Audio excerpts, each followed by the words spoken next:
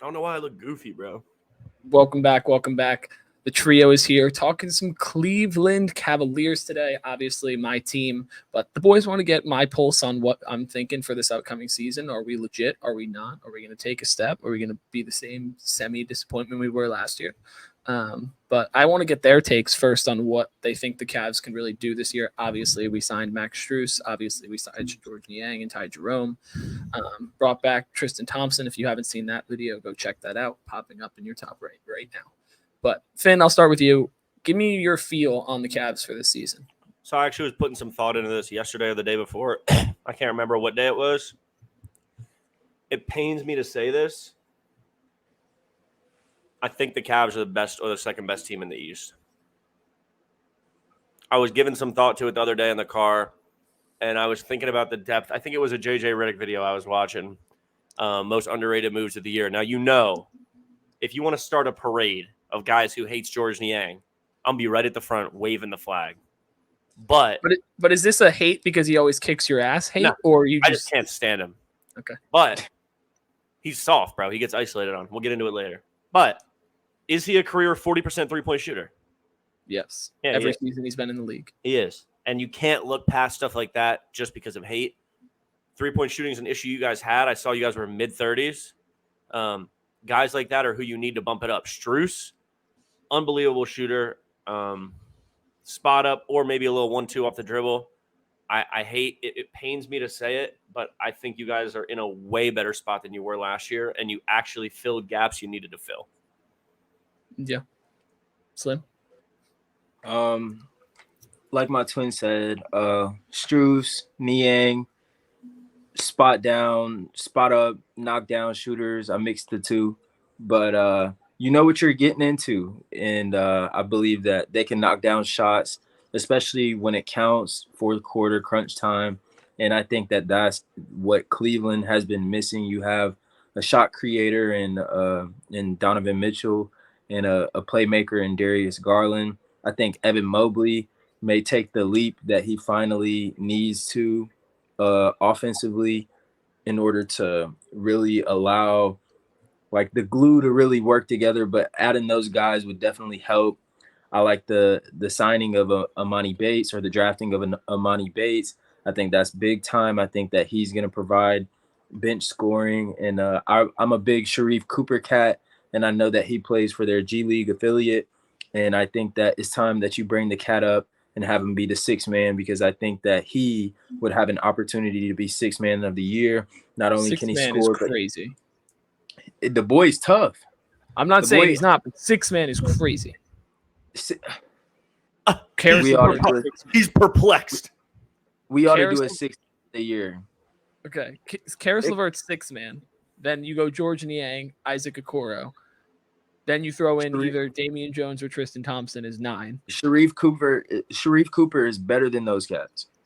No, he's not. Might be better than Tristan Thompson. Can I make an X's and O's comments, Matt? Yeah, I was going to go there, but go ahead. I love spacing the floor for you guys. I understand that you had shooters last year, but for guys like Donovan and DG that want to score in isolation or want to do a pick and roll with Mobley and start to get him more involved, spreading the floor is key. Maybe not necessarily going 5 out with a guy like J.A. on the court, but having guys you can plop on wings, having guys you can run actions of them coming off back screens, you never had that. Yeah, I think except for your boy Chetty, who's even worse. Gone, isn't he? Yeah, but I'm saying he's even worse than Niang. Just saying, little shout out for the TOT faithful. He's still on a roster spot with the Spurs over campaign. Just a fact I'll throw out there.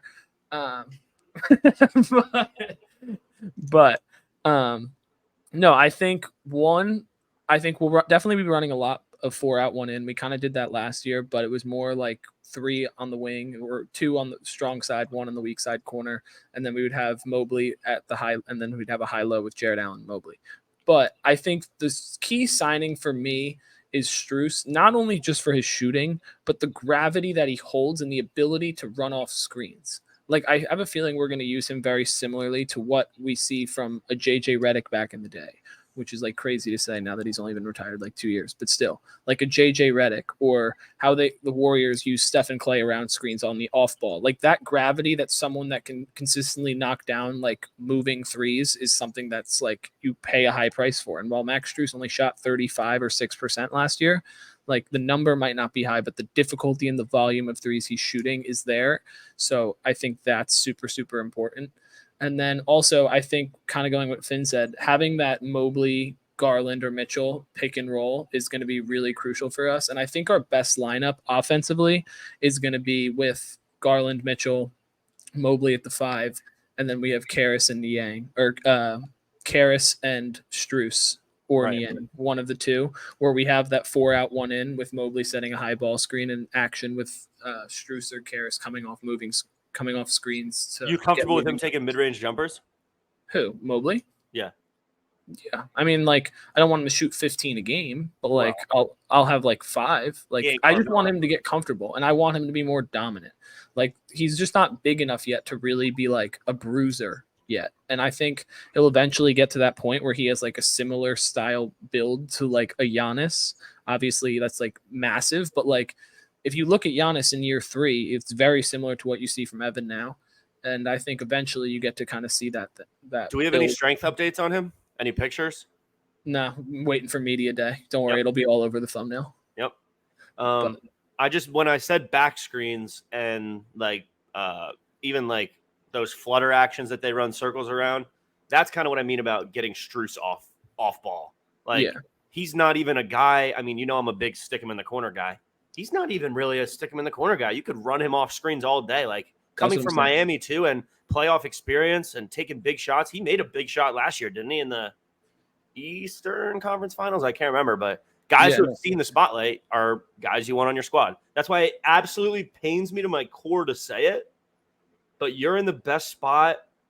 I mean, obviously you're in the best spot you've been in, but I think you're in a pretty spectacular spot. Yeah, I mean, well, the Bucks, there's something weird going on with Giannis right now. What? If you guys haven't seen those reports, but he's been like doing interviews or whatever, and like someone basically asked him like something about staying in Milwaukee or something, and so like he could have been like, no, I love it here, but he went on this like whole spiel about how he wants to win and like all this stuff, like how if it doesn't come down to it, like basically like I don't want to be there, like I bleed green, but like I want to win. So Mr. like Duncan run. But like obviously like the Bucks aren't like they're not getting better as the years go by. They're an old team. Brook Lopez is going to be like 37 or 38. Drew Holiday's 33 with a $40 million player option. Chris Middleton not look like himself. He looked like garbage last year, bro. Like that's an open opportunity. Boston, what are they going to be with Porzingis? Are they just going to continue to live? I wouldn't just discount Boston like that. I'm not discounting them. I'm not discounting them by any means, but I'm saying there's question marks. There's question marks with us too. Don't get me wrong. Big but like question mark. You and Niang, dude. Niang's going to get average 4.7 points per game, hitting 2 I'm threes. just chirping you up. Maybe You guys 5. might be the 2 seed. No, I think we're definitely going to be a high seed this year, and I think we're going to lose in the second round. That's my guess.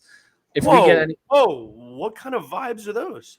it's just it's my prediction. It's way too early. A-Town. Yeah, what are you gonna get swept by A-Town? We're not losing to A-Town, I'll tell you that. It'll be Milwaukee or Boston that beats us, but that's why I really want to get a high seed because I think having home court advantage is super important for us.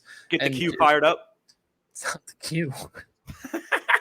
But no, I think having home court would be huge. That's what I was fighting for last year. All my friends were chirping me that I was like freaking out about being the 4 seed in like January of last year. I'm like, dude, we need to win these games. Like we need to be a higher seed.